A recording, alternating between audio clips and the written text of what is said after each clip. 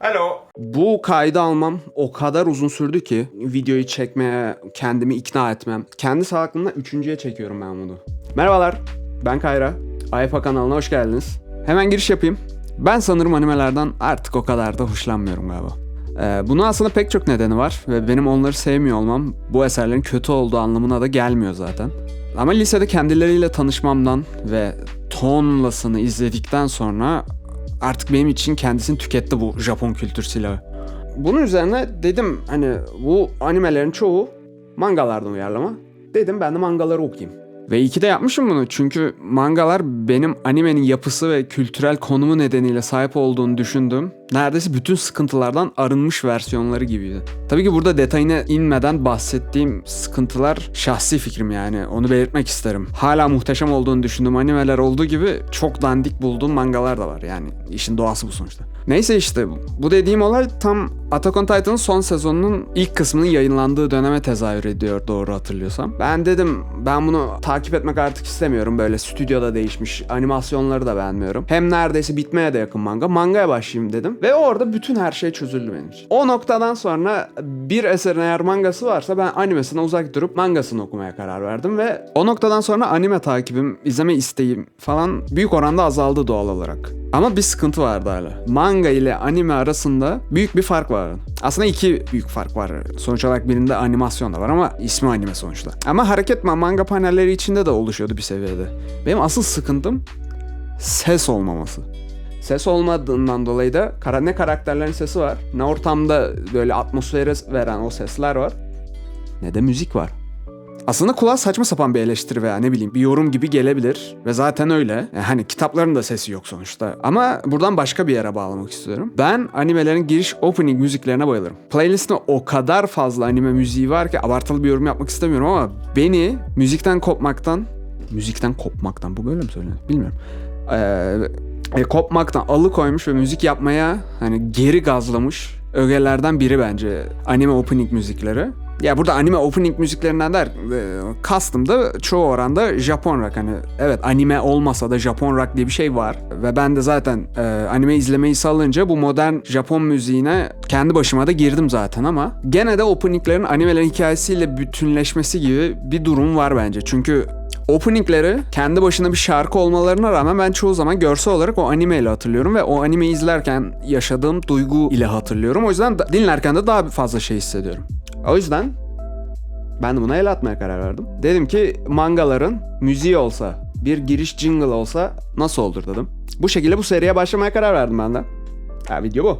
Animesi olmayan, animeye uyarlanmamış veya uyarlansa da benim uyarlanmadığını varsaydığım mangalara opening yapacağım. Şimdilik plan bu. Belki ondan sonra mangaların dışına çık başka şeyleri de yaparım. Bu bölüm için ilk seçtiğim manga benim aslında çok sevdiğim bir manga. Okudum böyle beni etkilemiş en önemli böyle 5 mangayı say desen direkt aklıma gelecek manga. Çünkü herhalde okudum sadece manga ve animeler değil yani. Hiçbir ne kitap ne filmler ne herhangi bir şey bende bu kadar duygusal bir tepki yaratmamıştı. O yüzden ben de direkt hani bu videoyu yapmama neden olan manga ile başlamaya karar verdim. Ne o manga? Şu. O ismi Punpun. İyi geceler Punpun. Şimdi bu manga Allah'ın belası bir eser. Neyse tane tane ilerleyelim. Neden böyle dedim? Bu biraz ilginç bir eser. Alışılageldik herkese hitap eden piyasa animelerine pek benzemiyor. Bir kere aksiyon değil. Punpun adlı kuşa benzeyen sevimli bir karakterimizin iç dünyasına, insanlarla girdiği ilişkilere, maruz kaldıklarına ve bunların sonucuna odaklanan psikolojik bir hikaye anlatıyor Punpun. Ve oldukça karanlık bir hikaye. Yani şeyi hatırlıyorum. Bunu okuduğum dönem arkadaşlarımla buluşuyordum ve arkadaşlarımla oturduğum vakit bana diyorlardı ki abi bir sıkıntı mı var? Bir şey mi oldu diyorlar. Diyorum ki yo abi yani hayatımda hiçbir şey değişmedi, ne olacak? Diyor abi bir mutsuz görünüyorsun falan. Ben sonra fark ettim bu eserin beni mutsuz ettiğini. Ama bu şey bir anlamda mutsuz yani. Olumlu anlamda bir umutsuzluktu. Ve ben bunu başka hiçbir eserde yaşamadım.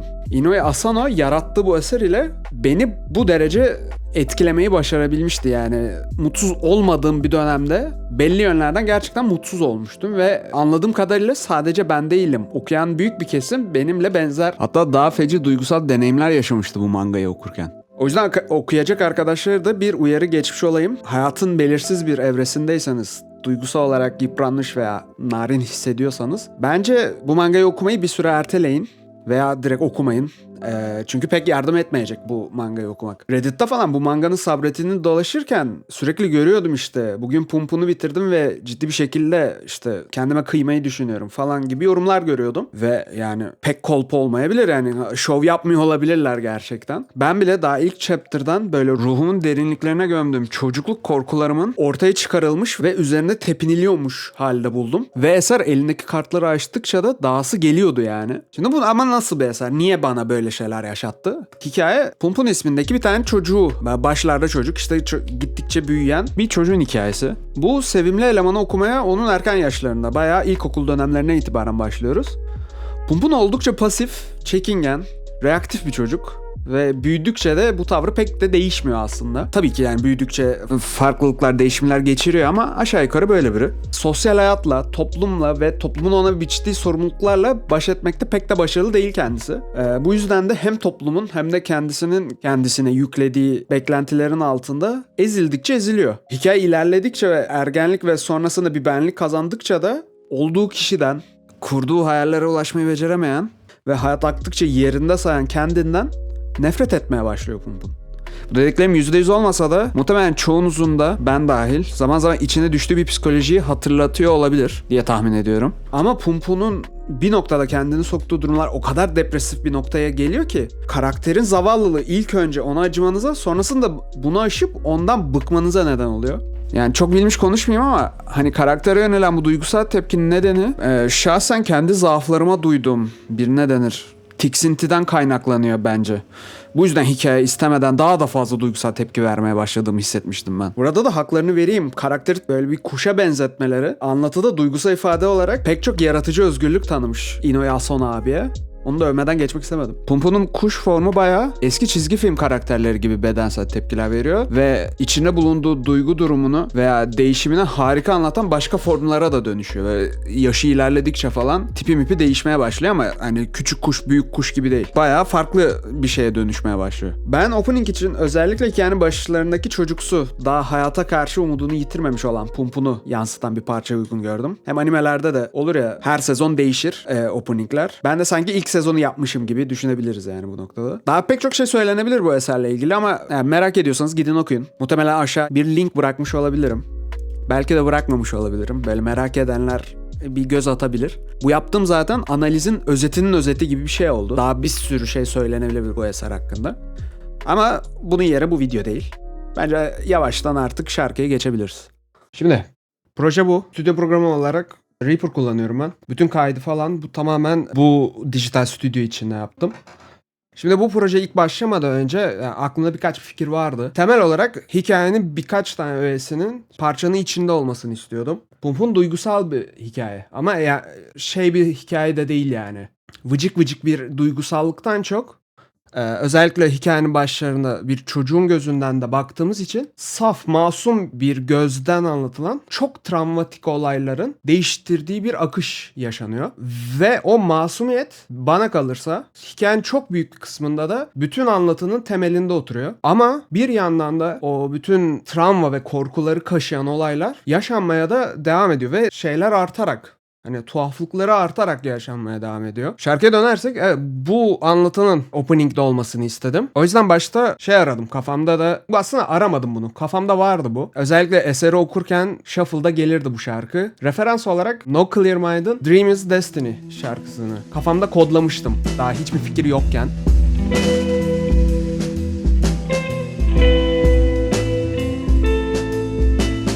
Oradan başladım. Şöyle bir...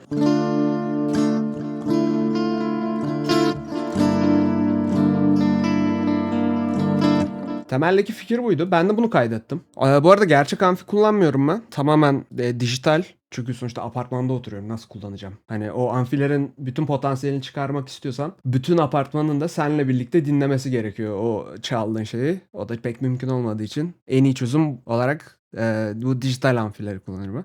Bu Neural DSP Plini X. Plini'yi belki bilenleriniz vardır. The New Age virtüöz gitar müziği yapıyor. Bu da onun kullandığı tonların Dijital aktarılmış hali. Ben de buradan oluşturdum. Çünkü clean tonları gerçekten muhteşem. Sadece amfi sesi böyle.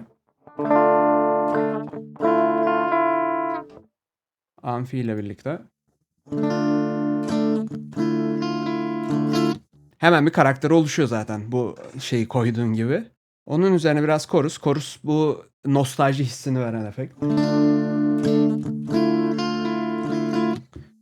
Azıcık delay ile. Böyle sağa sola. Tam olarak istediğim sesi yakalamıştım yani bu noktada. Bunun üzerine şarkının çok da nereye gideceğini bilmiyordum. Hangi enstrümanları ekleyeceğim, ne yapacağım falan. Ben de direkt daha geleneksel bir yol izleyerek üzerine davul yazdım. Burada sadece tek başına bunları dinleteceğim. Bu değil. Bu S-Drummer 3. Bu normalde bayağı pahalı. Şey de pahalı ama şeyi aldım harbiden.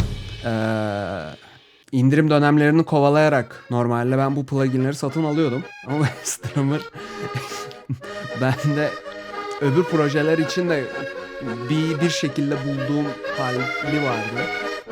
Onun üzerine çok sürüm atladı ve ben sürekli... Neyse şimdi. Davulu buradan yazdım. Sonra bunun üzerine de bütün aranjmanı tamamlamak için, o geleneksel aranjmanı tamamlamak için basını yazdım. Basın açtı. Basta çok bir şey yok aslında. Gayet tatlı böyle smooth bir bas sesi var. Aslında bütün tonu bu efekt pedalı veriyor. Bir overdrive pedalı bu. Ve bedava. Neydi bunun ismi? S-Drive Modern Music Solution'ın. Bütün ton neredeyse bundan geliyor. Bunsuz.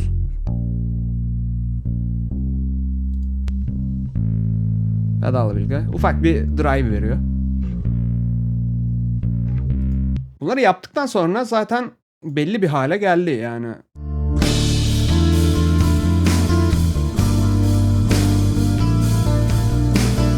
Bunu yaptıktan sonra artık farklı tabakalarda başka gitar tonları oluşturarak başka melodiler eklemeye başladım. Aynı ritim gitara ikinci bir ton olarak. Bu çok daha reverb ağırlıklı ve biraz da drive var. Ama gene de o kadar da kirli bir ton değil. Bunlar ikisi birlikte birleşince bu şekilde daha büyük ve kirli bir tona şey yapıyorlar. Şarkı ilerledikçe daha kirli tonların girmesi hikayeyle de bir paralellik sağlıyor. Bunu çok düşünerek yaptığımdan söylemiyorum. Yani şu an aklıma gelen bir paralellik olduğu için söylüyorum. Bunun dışında başka bir ton, gitar tonu var. Büyük oranda gitar ağırlıklı zaten. Ve ben rock metal adam olduğum için direkt kafa ona gidiyor bende. Mesela...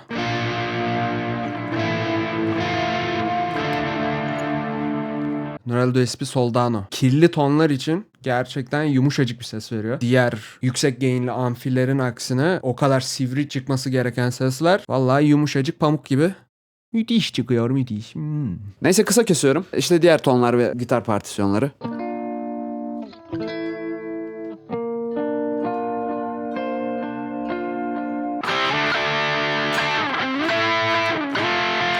Evet, ışık da gitti. Aranjman için eklediğim gitar dışında, gitar, davul ve bas dışında enstrümanlar var. Piyano var. Bir synthesizer sesi var.